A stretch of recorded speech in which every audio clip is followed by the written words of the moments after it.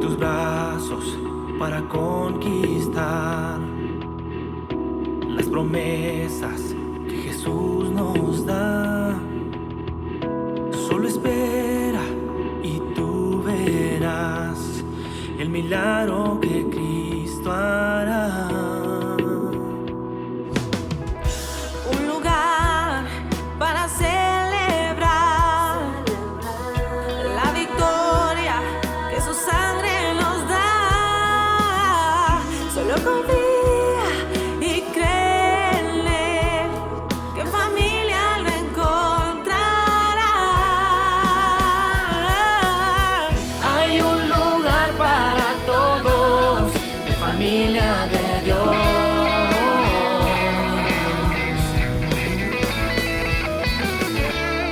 En familia de Dios.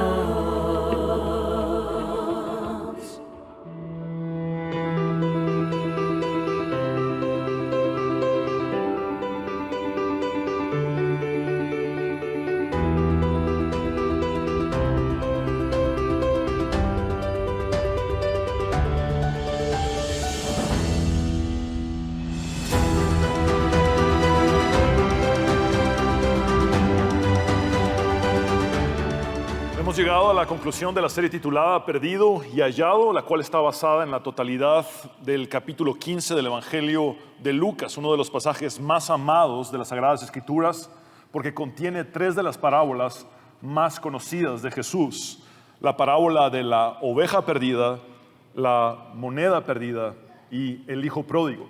Con estas 3 parábolas, Jesús responde a las quejas y los señalamientos de los líderes religiosos santurrones y altivos que lo criticaban por relacionarse con publicanos o recaudadores de impuestos y pecadores, así como por el tono festivo de su ministerio. Los líderes religiosos acusaron a Jesús de glotón y borracho y de ser amigo del peor tipo de personas, según estos, es decir, de los marginados de la religión y la sociedad. Lo que los líderes religiosos ignoraban era que las fiestas de Jesús en su ministerio terrenal hacían eco de las celebraciones celestiales por los perdidos que eran hallados por él. En Jesús los marginados de la religión y la sociedad eran bienvenidos al reino de Dios con gran gozo y celebración. Jesús dijo acerca de sí mismo: porque el Hijo del Hombre vino a buscar y a salvar lo que se había perdido. En cada una de estas 3 parábolas, Jesús brinda esperanza a los perdidos, esto es, a todo aquel pecador que sea un potencial beneficiario de la gracia de Dios. La semana anterior profundizamos en la primera parte de la parábola del hijo pródigo, enfocándonos en la relación del padre con el hijo menor. Hoy nos corresponde estudiar la segunda parte de la parábola, que se centra en la relación del padre con el hijo mayor. El título de este mensaje es La parábola del hijo pródigo, segunda parte. Si bien la parábola del hijo pródigo es, sin lugar a dudas, una de las más conocidas de Jesús, muchas personas solo la conocen parcialmente, ya que tienen presente únicamente la primera parte de la misma. Me refiero a que solamente conocen la parte de la parábola que describe la relación del padre con su hijo menor o pródigo, quien se arrepiente y vuelve a casa. Y esto lo vemos en Lucas capítulo 15, versículos del 11 al 24. Esto es el equivalente a solamente saber la mitad y a la vez perderse la otra mitad del mensaje que Jesús comunicó en esta maravillosa parábola. Si pasamos por alto el enfoque del padre con su hijo mayor, simplemente nos quedamos a medias. Por eso es imprescindible percatarnos de que desde el inicio de la parábola, Jesús anuncia que esta estará conformada por 2 partes. Veamos nuevamente los versículos 11 y 12 que abordamos en nuestro estudio anterior, donde inicia la parábola del hijo pródigo. Jesús dijo también: un hombre tenía 2 hijos. Desde el principio de la parábola, Jesús anuncia que la historia tendrá 2 partes, una por cada hijo. Y el menor de ellos le dijo a su padre: Padre, dame la parte de los bienes que me corresponde. Entonces el padre les, noten este plural, les repartió los bienes. Al dar la información de que son 2 hijos y mencionar a un hijo menor, Tácitamente Jesús informa la existencia de un hijo mayor que aparecerá más adelante en la historia, a quien el padre también le dio la parte de la herencia que le correspondía. Por ley, el hijo mayor debía recibir el doble que el hermano menor o que el hijo menor. Al parecer, el padre habría hecho un inventario para determinar y establecer la tercera parte que le entregó al hijo menor, y habría conservado en una especie de usufructo vitalicio las 2/3 partes, es decir, el doble que le correspondía al hijo mayor. La parte de la herencia que éste recibiría sería después de que el padre muriera. Aun cuando llamamos a esta historia la parábola del hijo pródigo, nos percatamos de que el padre y no los dos hijos es el personaje central, la figura central de la parábola. El padre es el punto de ensamblaje y el eje entre la primera mitad de la parábola y la segunda. Es decir, entre la relación de él con su hijo menor y la relación de él con su hijo mayor. Tal como lo podemos observar en la siguiente gráfica de estructura piramidal. En la primera parte de la parábola, en la que profundizamos en nuestro estudio anterior, el padre se relaciona con el hijo menor o hijo pródigo. Y en la segunda parte de la parábola que estudiaremos hoy, el padre se relaciona con su hijo mayor. Es por dicho motivo que acertadamente algunos prefieren llamar a esta parábola la parábola del padre amoroso, porque esto involucra la relación del padre con cada uno de sus dos hijos, no solamente con el hijo pródigo. En efecto, al llamarla la parábola del hijo pródigo, de alguna manera dejamos afuera al hermano mayor. Y lo cierto es que en esta parábola se nos muestra que el padre ama profundamente a ambos hijos. Apreciemos nuevamente la pintura de Rembrandt, titulada El retorno del hijo pródigo, que este habría pintado un año antes de morir. Captura la parábola y sus personajes y actitudes de forma magistral. Y quiero aclarar algo. Esta imagen nunca sucede en la parábola. Es decir, nunca esto que estamos viendo ocurre. Cuando el hijo pródigo vuelve arrepentido y el padre lo abraza, el hermano mayor, es decir, el hijo mayor, no estaba presente. Estaba en el campo trabajando. Él es uno de los últimos en enterarse del retorno. Cuando el hijo mayor vuelve, ya la fiesta había empezado. El hijo menor había sido restaurado, había sido vestido con la mejor túnica, tenía un anillo ya en su dedo, tenía también ya sandalias puestas y estaba siendo celebrado. Pero lo que ocurre aquí es que Rembrandt era un genio para poner toda una historia en una sola imagen. Entonces, lo que él está capturando aquí es que el hijo menor regresa arrepentido, devastado, y está a los pies de su padre. El padre se muestra sereno, amoroso y perdonador. Y el hijo mayor, es decir, el hermano mayor del hijo pródigo, muestra indignación, altivez y rechazo hacia su hermano menor, a la vez que muestra enojo, indignación e inconformidad contra su padre. Tomando en cuenta estas consideraciones, adentrémonos pues en el texto bíblico que exploraremos en esta ocasión, cuyo enfoque está en la relación del padre y el hijo mayor. Leamos Lucas capítulo 15, versículos del 25 al 32 en el nombre del Padre, del Hijo y del Espíritu Santo. El hijo mayor estaba en el campo y cuando regresó y llegó cerca de la casa, oyó la música y las danzas. Entonces llamó a uno de los criados y le preguntó qué estaba pasando. El criado le respondió: tu hermano ha vuelto y tu padre ha ordenado matar el becerro gordo, porque lo ha recibido sano y salvo. Cuando el hermano mayor escuchó esto, se enojó tanto que no quería entrar. Así que su padre salió a rogarle que entrara. Pero el hijo mayor le dijo a su padre: aunque llevo tantos años de servirte y nunca te he desobedecido, tú nunca me has dado siquiera un cabrito para disfrutar con mis amigos. Pero ahora viene este hijo tuyo, que ha malgastado tus bienes con rameras, y has ordenado matar el becerro gordo para él. El padre le dijo: hijo mío, tú siempre estás conmigo y todo lo que tengo es tuyo, pero era necesario hacer una fiesta y regocijarnos porque tu hermano estaba muerto y ha revivido, se había perdido y lo hemos hallado. Este es el punto número 1, el retorno del hijo mayor. En la parábola, los 2 hijos vuelven a su padre desde lugares y momentos distintos. El hijo menor o pródigo volvió a su padre desde una provincia o país lejano después de haber despilfarrado sus recursos. El hijo mayor volvió a su padre desde el campo donde había estado trabajando todo el día después de un arduo esfuerzo. Leamos nuevamente los versículos 25 al 27.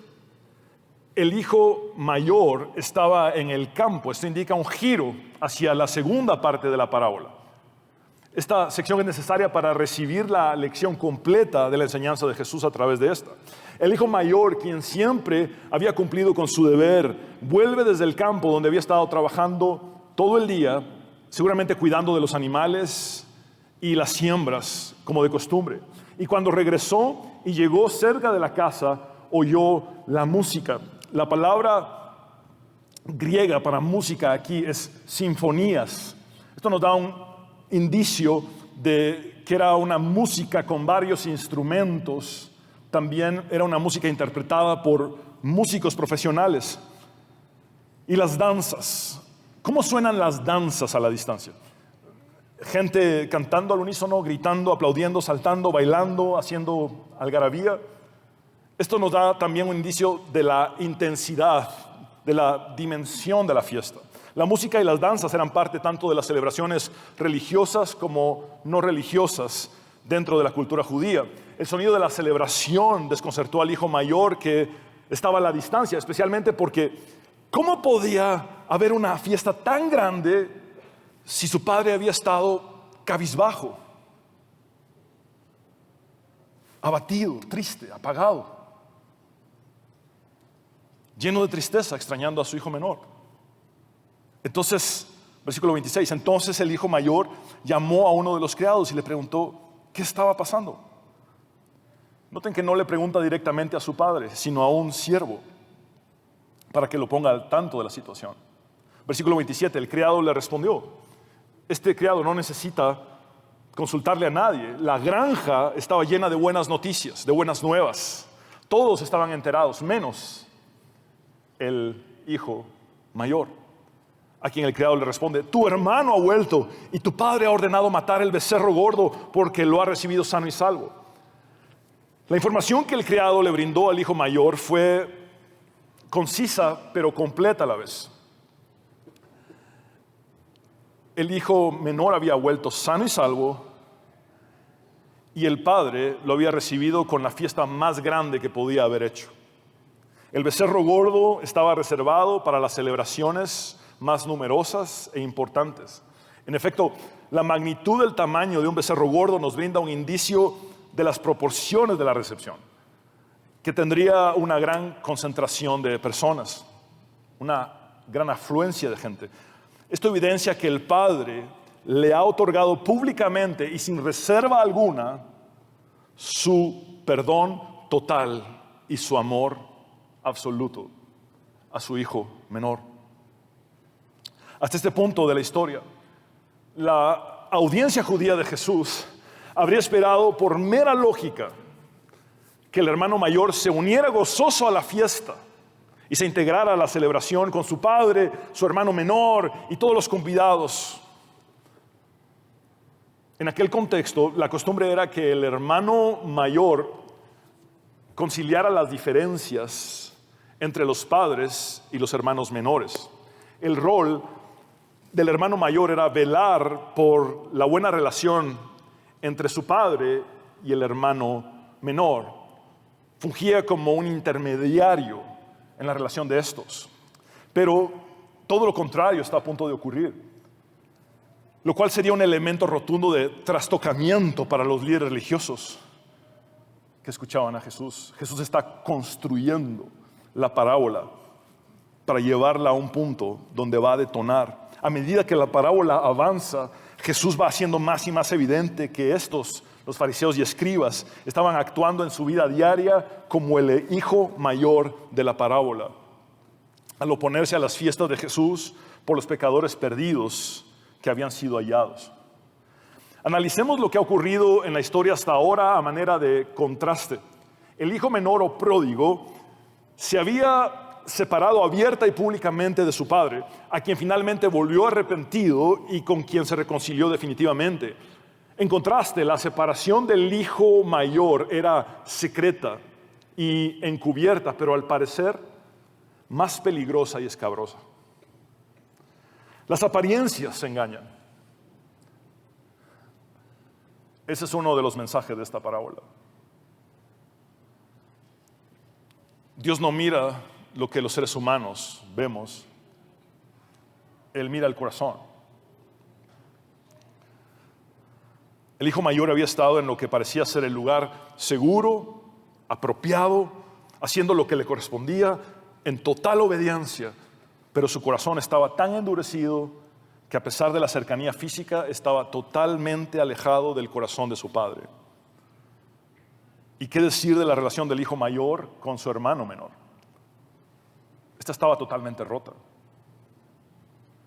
Más adelante en la parábola notaremos que el padre debe incluso recordarle a su hijo mayor que el menor era su hermano. Punto número 2, el enojo del hijo mayor. Cuando el hermano mayor escuchó esto, se enojó tanto que no quería entrar. Así que su padre salió a rogarle que entrara. Quiero dividir este versículo en dos partes para poder explicarlo mejor. Veamos la primera parte del mismo. Cuando el hermano mayor escuchó esto, se enojó tanto que no quería entrar. En lugar de unirse a la fiesta, de integrarse a la celebración, el hermano mayor se airó en gran manera. El verbo griego que se traduce como estar enojado es orgizo. Este término conlleva la idea de una ira fija, una oposición establecida.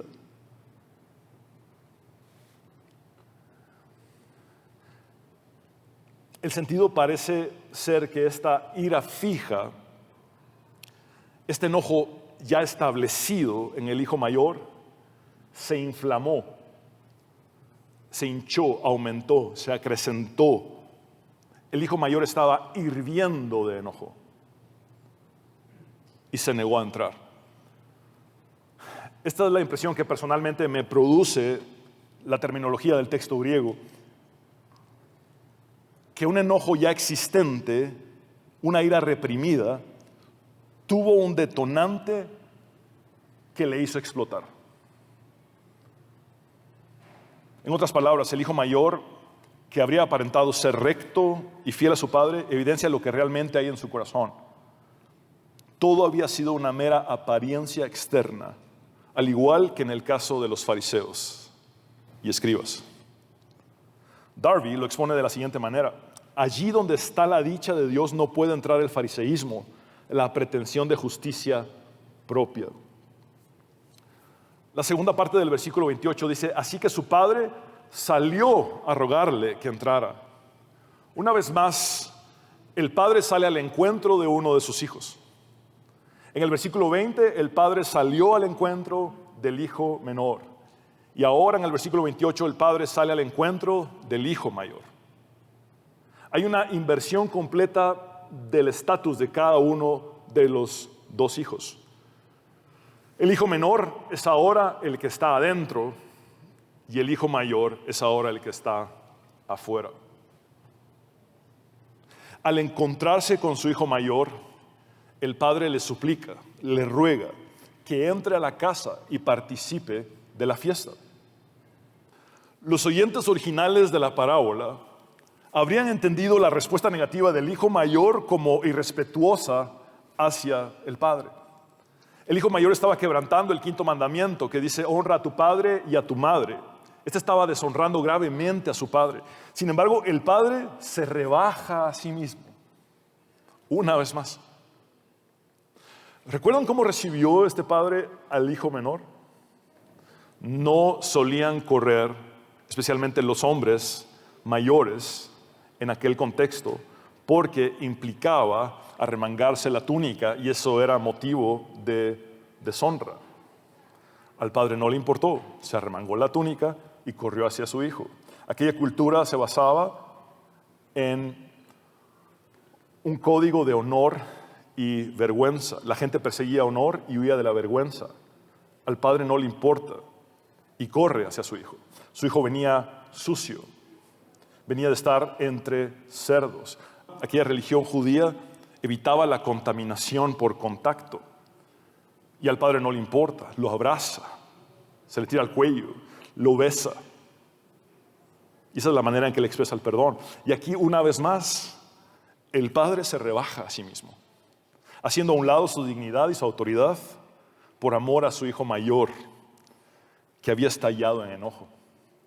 Y le ruega, en lugar de ordenarle, que entre.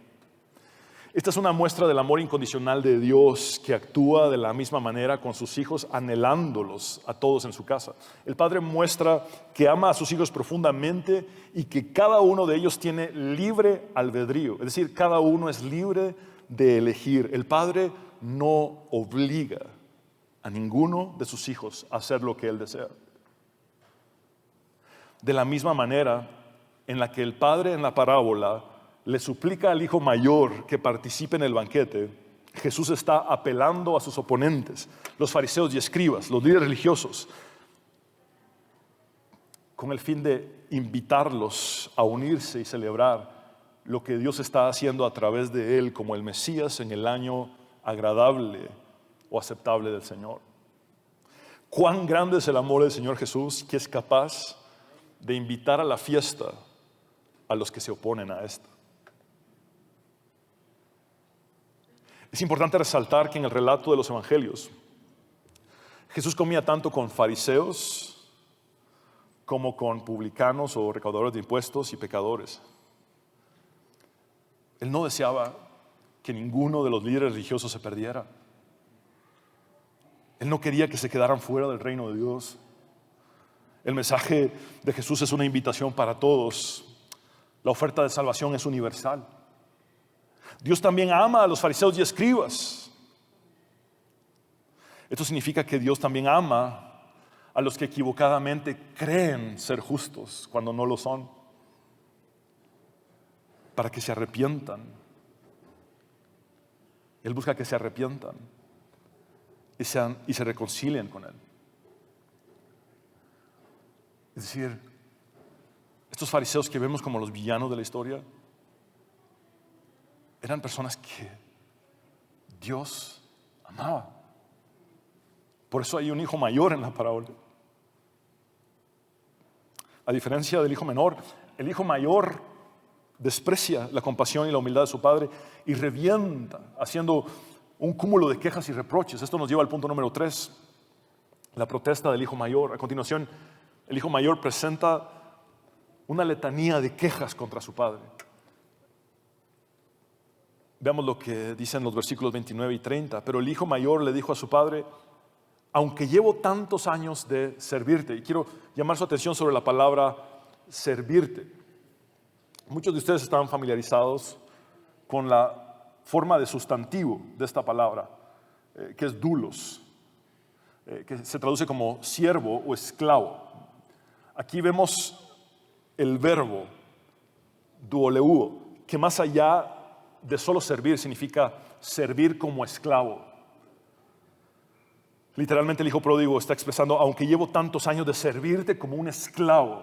También se podría traducir como: he sido un esclavo para ti todos estos años. Esto muestra el resentimiento acumulado por mucho tiempo, algo que el hijo mayor había sentido pero callado por años. Observen que el hijo menor retornó a su padre con el plan de ya no ser recibido como un hijo, sino como un ¿qué? Jornalero. ¿Se recuerdan? Un jornalero que era un empleado, un trabajador externo. Ahora el hijo mayor, que siempre había permanecido en casa, de alguna manera está diciendo que no se sentía como un hijo, sino como un esclavo de su padre. Y entonces, lleno de enojo y resentimiento, continúa diciéndole a su padre: y nunca te he desobedecido. Evidentemente el hijo mayor pensó que debía ganarse el amor de su padre. Él dedujo que había hecho lo suficiente para merecerse el amor del padre.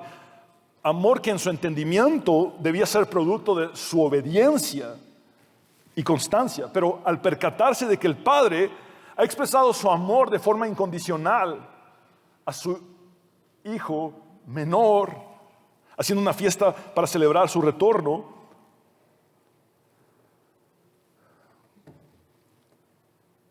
este se enfrenta con el hecho de que todo su sistema, basado en méritos y merecimientos para ganarse el amor de su padre, se derrumba.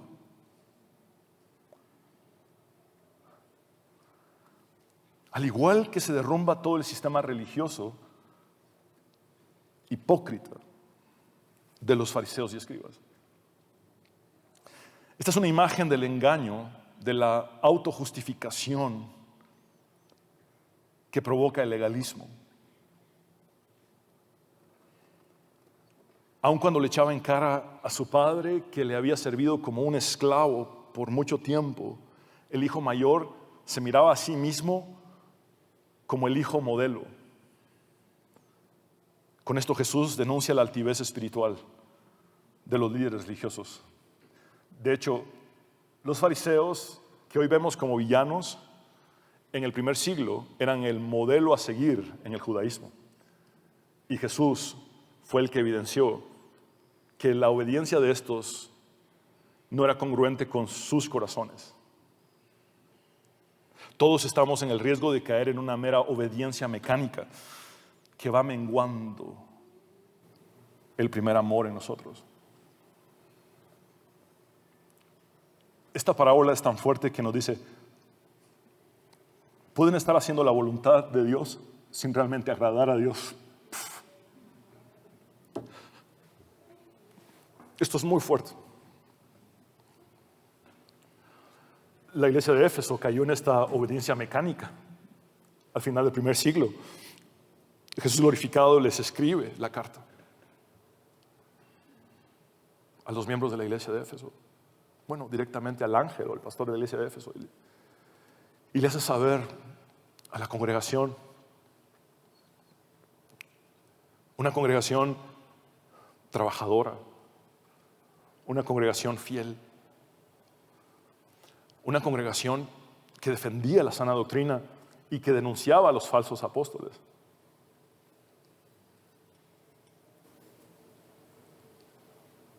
Que tenía una cosa contra ellos, y era que habían perdido su primer amor. Esto nos lleva a hacer un examen, un autoexamen. Hemos caído en una mera obediencia mecánica. Estamos trabajando para Dios, estamos defendiendo la sana doctrina, predicando el texto bíblico, denunciando los falsos maestros, falsos profetas y falsos apóstoles. Pero al final hemos caído en una rutina y monotonía y nuestro primer amor no está presente.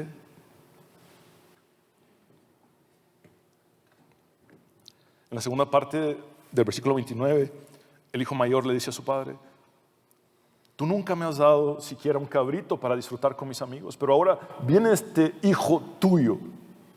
Noten que evita llamarlo hermano. Y se refiere a él con desprecio y prepotencia. Este hijo tuyo que ha malgastado tus bienes con rameras, ¿habrá sido esta una acusación fundada o infundada? ¿Cómo se habría enterado el hermano mayor de la conducta de su hermano menor? Y que si los pecados que cometió el hijo pródigo no tenían que ver con echarse con rameras. Y esta es una simple acusación infundada. No lo sabemos. Lo que sí es evidente es lo que le reprocha también al padre. Dice: y has ordenado matar el becerro gordo para él. Esto es, le has dado lo mejor al peor de tus hijos. Al señalar a su hermano de haber despilfarrado su herencia con rameras, realiza una acusación extensiva a su padre, a quien le dice tácitamente: Padre, tú honras la inmoralidad más que la moralidad. Padre, tú honras la infidelidad más que la fidelidad. Por todos estos años te serví como un esclavo, te obedecí en todo. ¿Y qué obtuve por ello? Ni siquiera un cabrito para tener una pequeña fiesta, un festín con mis amigos. Es más que obvio que Jesús, a estas alturas de la parábola, ha retratado perfectamente a los fariseos y escribas en el hijo mayor de la misma. Ilustra una imagen clara del servicio con fines egoístas y egocéntricos. El hijo mayor le sirvió como un esclavo a su padre, no por amor, sino porque deseaba una recompensa. Buscaba figurar, quería algo a cambio. Su obediencia era mecánica, exhibicionista, interesada, hipócrita y competitiva. Su relación con su hermano menor se basó en rivalidad, celos, contiendas y envidias. Miraba a su hermano sobre el hombro con altivez y soberbia, se consideraba superior a él.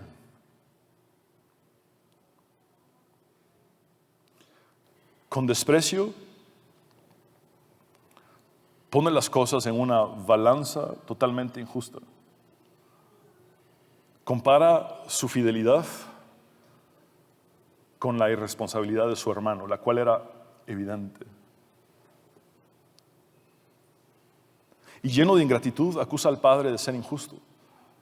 Al hacer una fiesta por el retorno del pródigo, el hijo mayor denunció los pecados de su hermano sin reconocer los propios.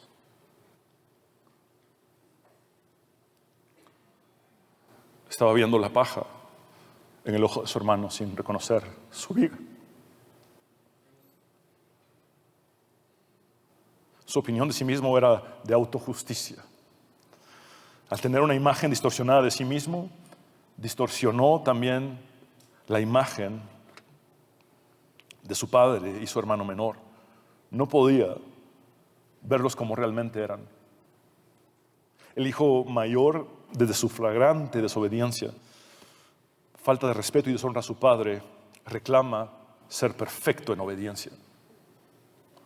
Esto personifica a los líderes religiosos hipócritas que aparentaban ser perfectamente obedientes a Dios, pero en realidad eran todo lo contrario. Sus acciones externas parecían ser intachables, pero sus actitudes internas eran abominables para Dios. Tal cual sepulcros blanqueados, muy limpios por fuera, pero llenos de putrefacción por dentro. La persona farisaica es aquella que siempre siente que no es tratada tan bien como se lo merece. Se lo repito, la persona farisaica es aquella que siempre siente que no es tratada tan bien como se lo merece. Piensa que siempre se merece más. Nunca nada es suficiente. Con frecuencia reclama que no ha recibido el crédito que se ha ganado, el reconocimiento que deberían darle.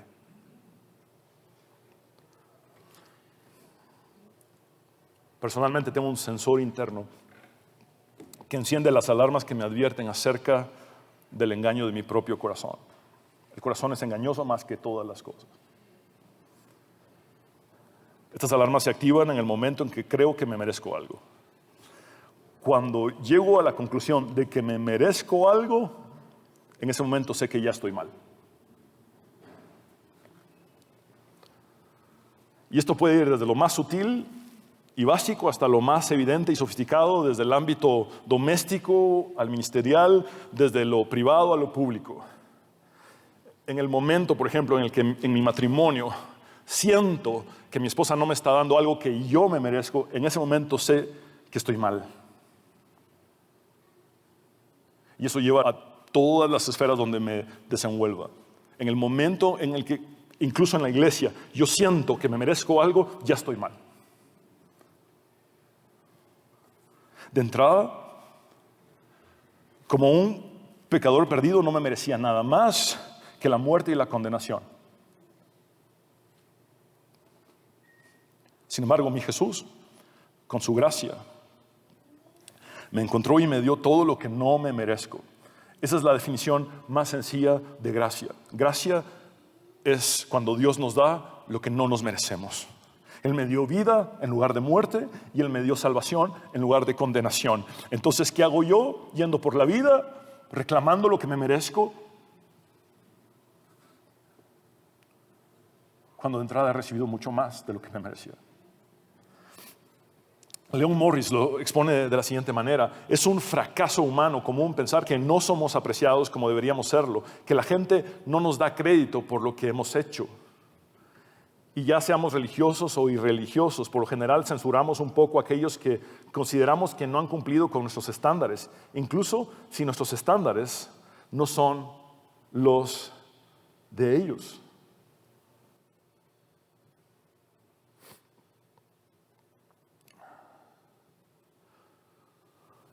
Seamos honestos.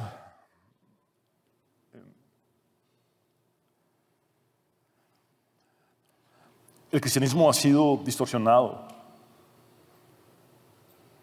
en gran medida en estos días.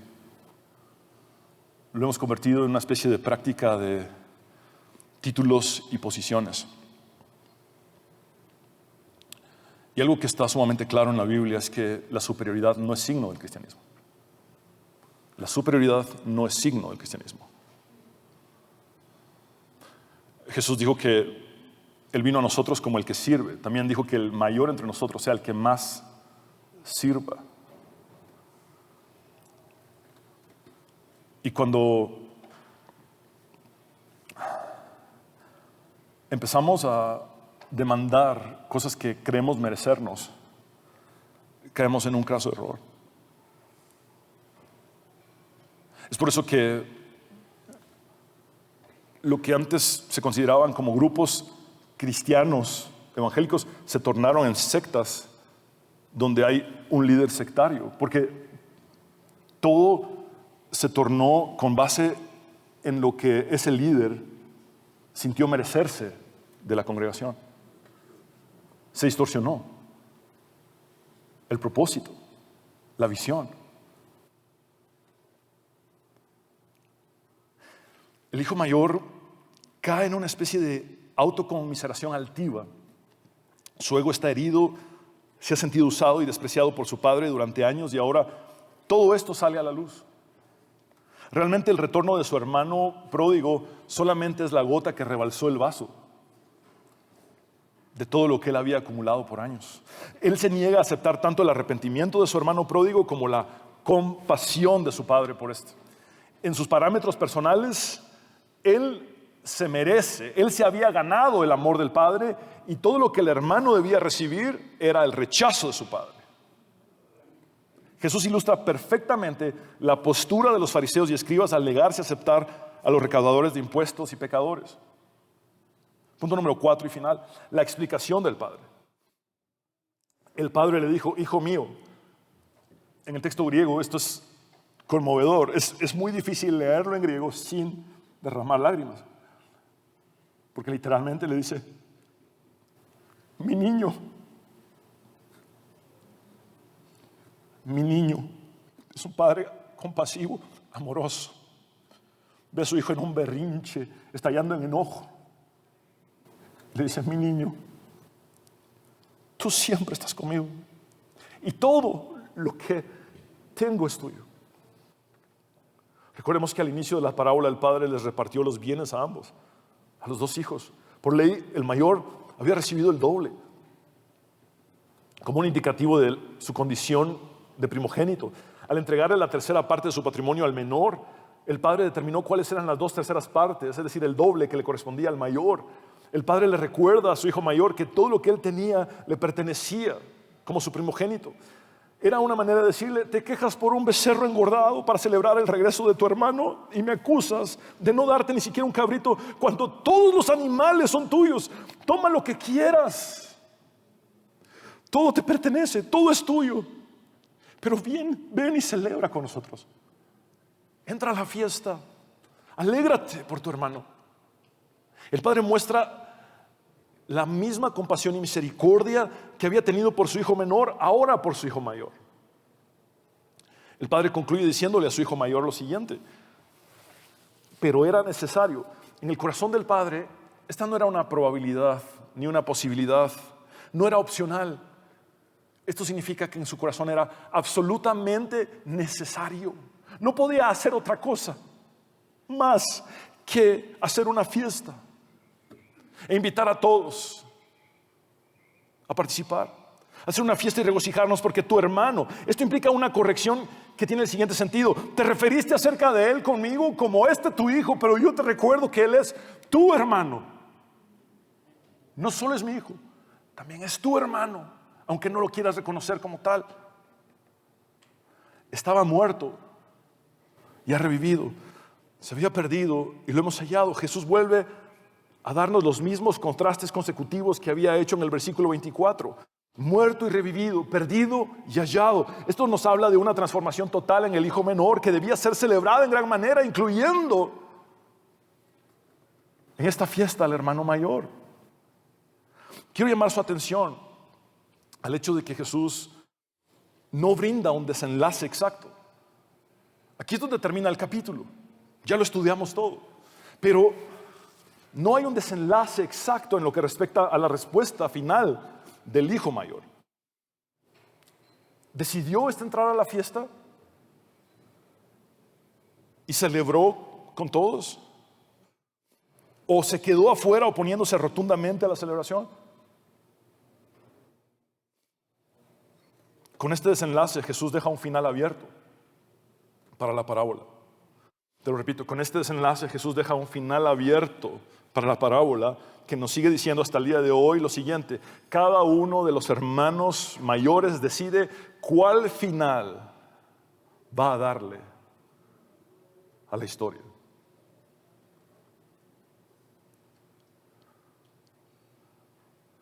Porque la invitación divina a abandonar la religiosidad hipócrita y hostil y unirse a la fiesta por los pecadores perdidos que se arrepienten sigue vigente.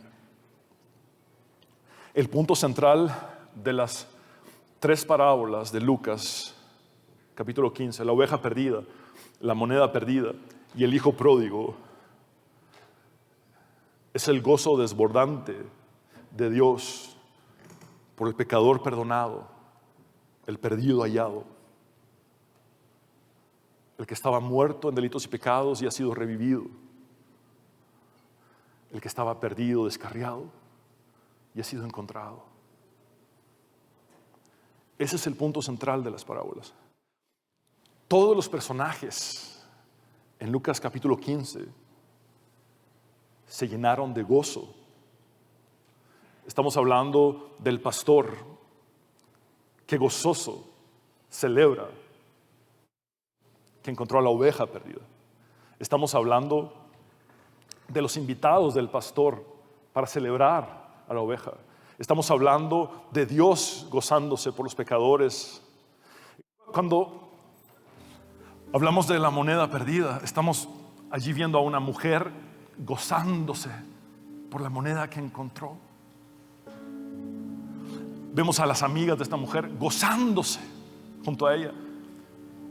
Y vemos que hay gozo delante de los ángeles. Es decir, hay gozo en Dios cuando los pecadores se arrepienten. Cuando llegamos a la parábola del hijo pródigo, vemos gozo en el Padre amoroso que perdona y restaura, gozo en el Hijo que es perdonado y que es restaurado, gozo en los invitados a la fiesta.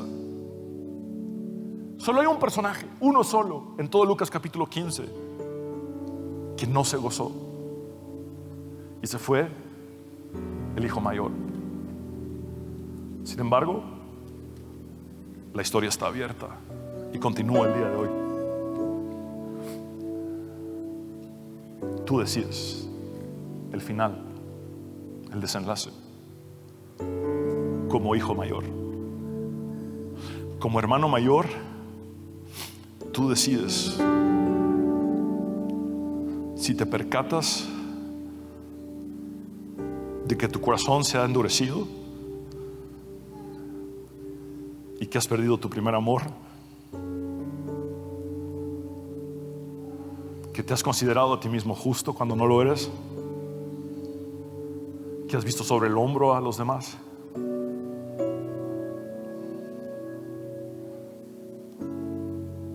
Y entonces te arrepientes y entras a la fiesta.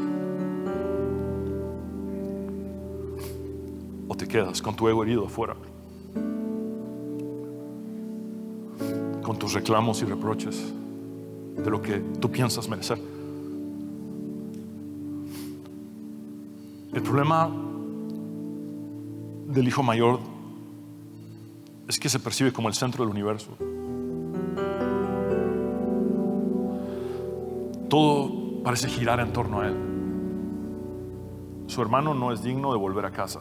Su hermano no es digno de tener una fiesta. El padre es injusto por darle al hermano el becerro engordado para celebrar su retorno. Es decir, todo gira en torno a lo que él se merece, a quién él es o a quién él cree ser y a lo que él piensa merecer. Y ahí está su error, ahí está su dificultad, porque el cristianismo no es así.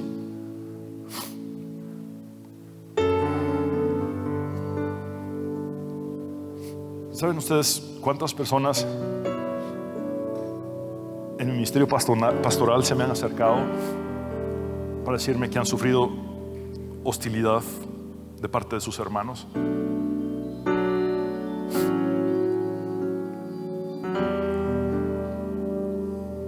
Estamos hablando de abuso espiritual,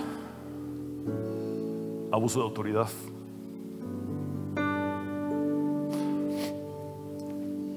Estamos hablando de gente que se paró sobre un ladrillo y se mareó,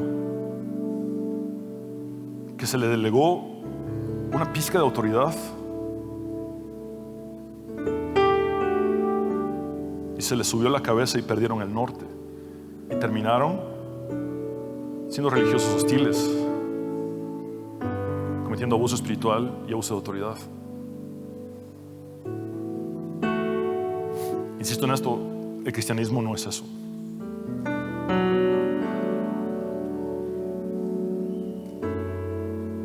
Y lo vuelvo a decir, lo hemos distorsionado a una mera práctica de títulos y posiciones. Lo que a mí me corresponde, lo que es para mí, lo que a mí me toca, lo que yo mando, lo que yo digo, cuánto yo figuro, cuánto yo soy expuesto, cuánto soy reconocido, cuánto mérito recibo, cuál es el título que me imponen o me dan y me reconocen. Es decir, todo eso no es cristianismo. No es. Con esta parábola, Jesús no solo nos invita a que participemos en la fiesta, sino a que abandonemos la religiosidad hipócrita y hostil. El corazón del hijo mayor necesita ser transformado, necesita ser quebrantado. Jesús dijo de los fariseos que hicieron de la religión un espectáculo. Cuando oraban, lo hacían en voz alta para ser escuchados por los demás. Hablaban con su ego, no con Dios. Jesús lo hace evidente en la parábola del fariseo y el publicano. Hablaba consigo mismo, con su propio ego, haciendo como que hablaba con Dios para que los demás reconocieran su oración. Cuando ofrendaban, querían llamar la atención sobre su generosidad. Y cuando hacían ayuno, hacían toda una dramatización de, este sacrificio físico que estoy haciendo, nótenme qué espiritual soy, miren cuán flaco estoy. No, digo, que bueno, que no puedo caer en ese tipo de hipocresía yo. Mírenme cuán pálido estoy de estar ayunando tanto. Altivez espiritual, falsa humildad. Amaban ser saludados en las plazas y sentarse en las mesas de honor. reconocimiento, mérito, pleitesía, ser el centro de atención.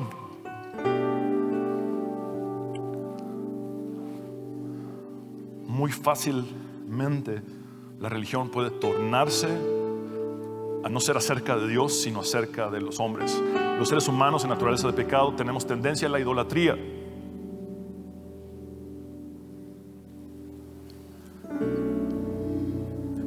Y los hombres muy fácilmente podemos caer en fomentar el culto a la personalidad.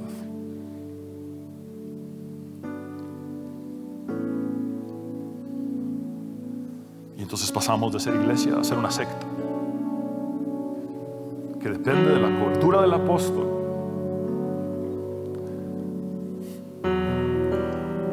Y no somos eso. Somos la iglesia de Cristo. Somos su cuerpo. El único digno de gloria y honra es el Padre, Hijo y Espíritu Santo. Él nos dio el ejemplo de servicio. Nuestras ínfulas de grandeza apestan delante de Dios. Nuestras pretensiones de superioridad apestan delante de Dios, como un sepulcro que es destapado. Ese es el mensaje final de esta parábola. La va construyendo.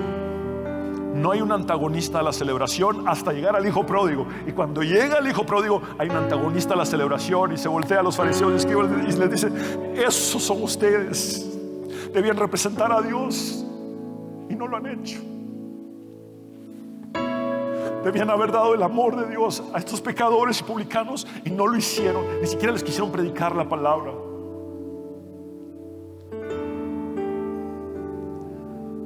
Y este es el asunto.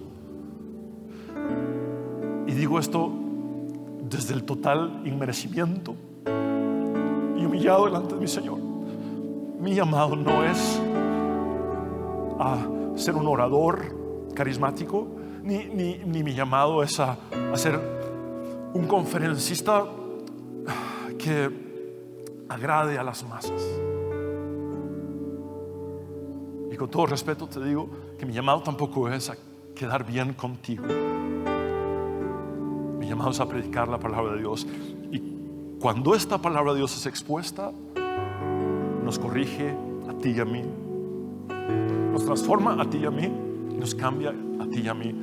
Este es el tipo de historia y parábola que no debe ser entendida para el de la par o el de la otra iglesia, sino para uno mismo.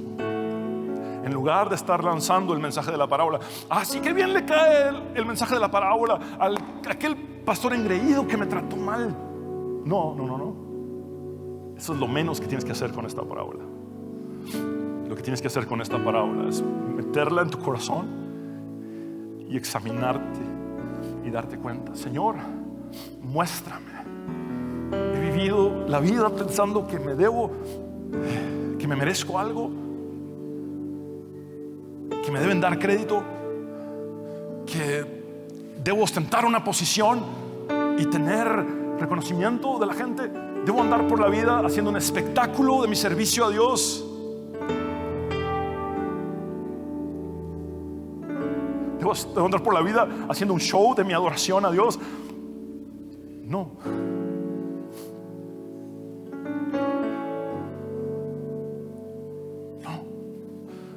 Es simple.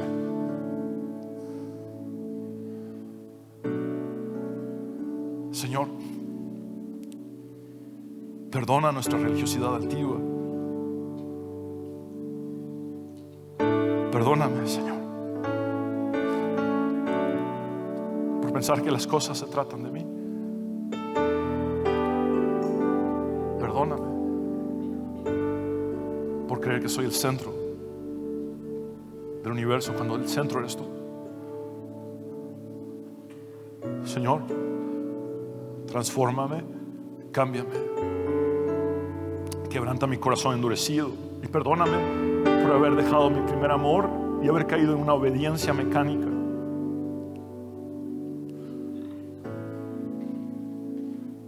Perdóname por mis ínfulas de grandeza y mi superioridad. Perdóname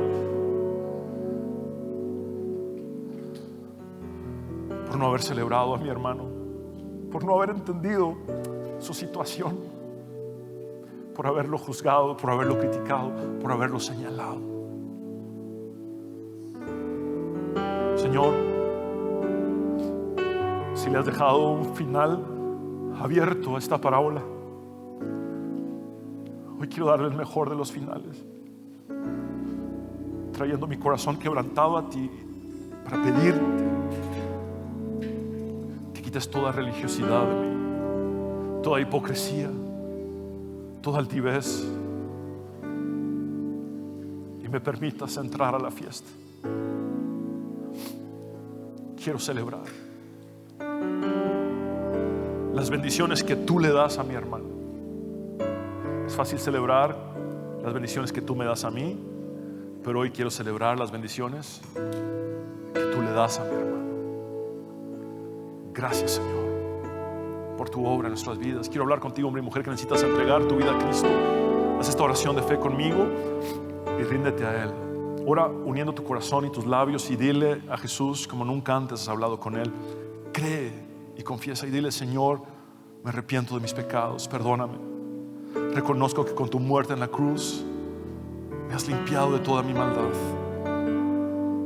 Creo en tu resurrección al tercer día y recibo el regalo de la vida eterna. Sálvame, Jesús.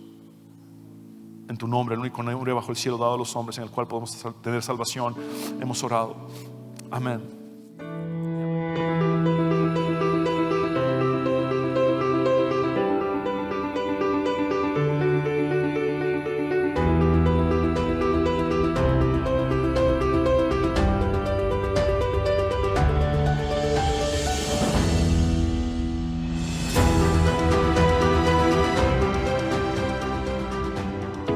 Abre tus brazos para conquistar las promesas que Jesús nos da. Solo espera y tú verás el milagro que Cristo hará.